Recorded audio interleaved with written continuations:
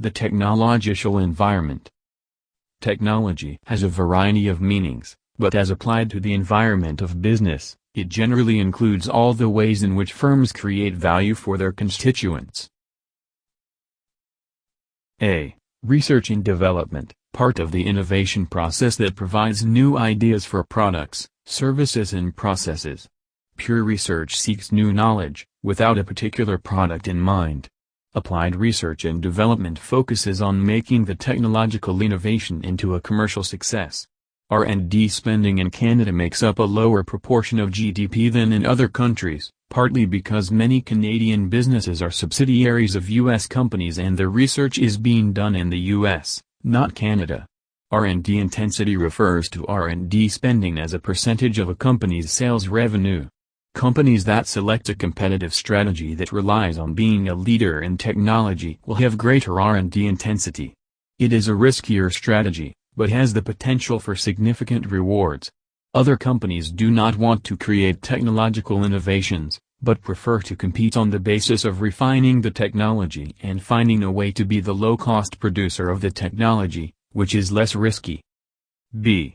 Product and service technologies. The technologies employed for creating products, both physical goods and services, for customers.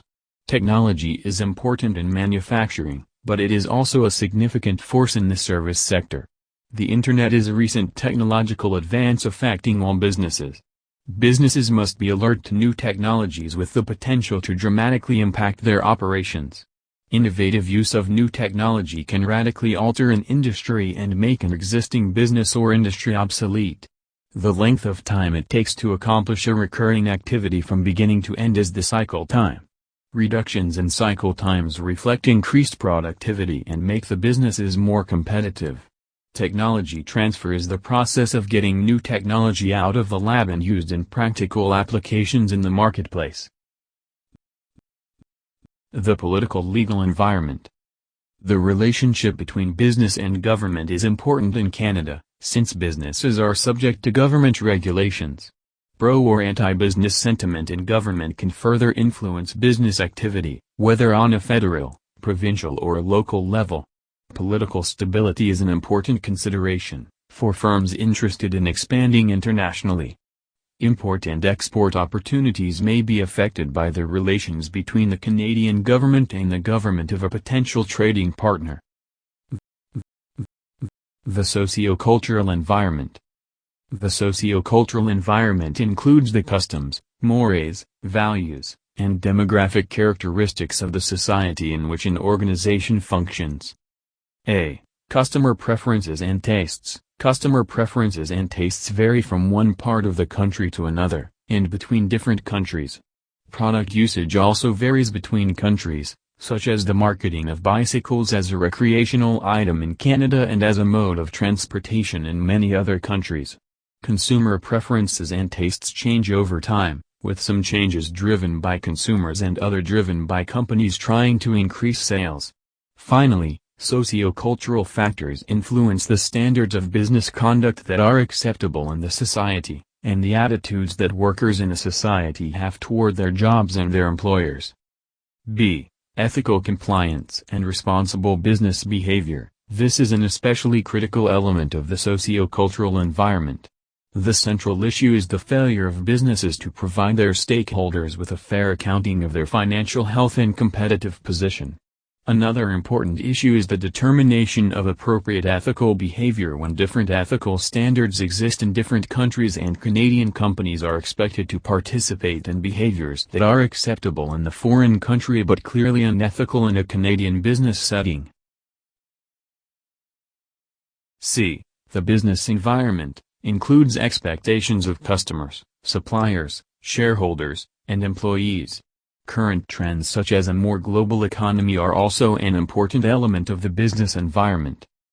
D. The industry environment. Understanding the competitive environment in which a business operates is critical to developing a successful competitive strategy.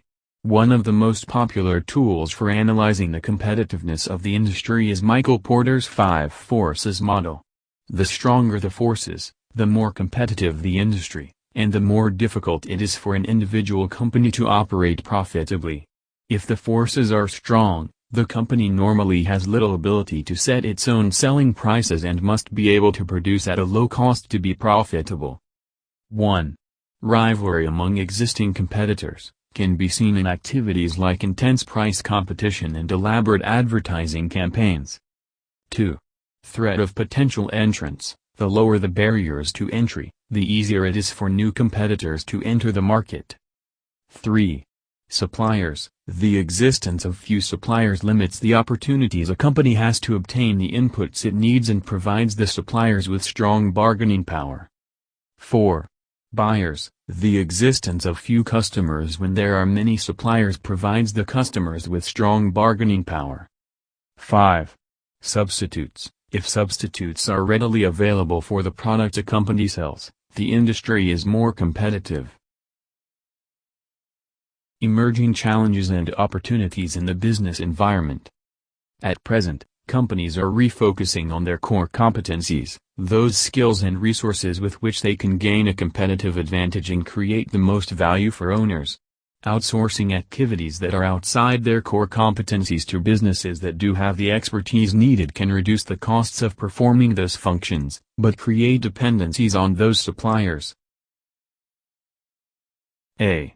Outsourcing. The strategy of paying suppliers and distributors to perform certain business processes or to provide needed materials or resources.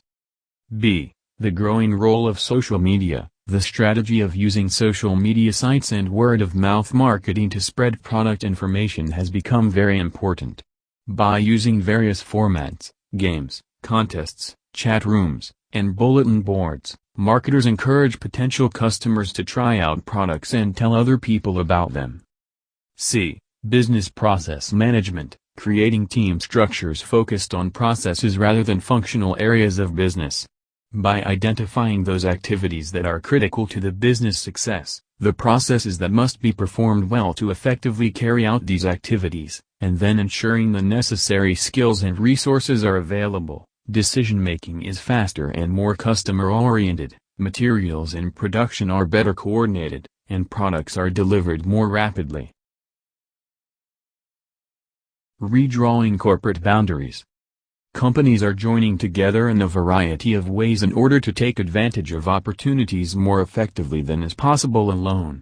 Various methods have been used in recent years. A.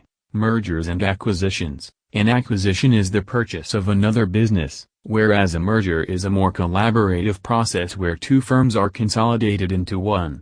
A horizontal merger means that two firms that have been direct competitors in the same industry now become one firm. A vertical merger is the joining together of two firms that had previously been in a customer-supplier relationship. A conglomerate merger occurs when two firms in completely different industries join together. B. Divestitures and spin-offs. A divestiture is the sale of part of an existing business operation to another company. A spin-off is the strategy of setting up one or more corporate units as independent businesses, motivated by the belief that the units will be more valuable as a separate company. C. A friendly takeover is an acquisition in which management of the acquired firm supports the change in ownership. D. A hostile takeover is an acquisition in which management of the acquired firm fights the attempt to acquire control. A poison pill is a defense that management adopts to make a firm less attractive in the event of an attempted hostile takeover.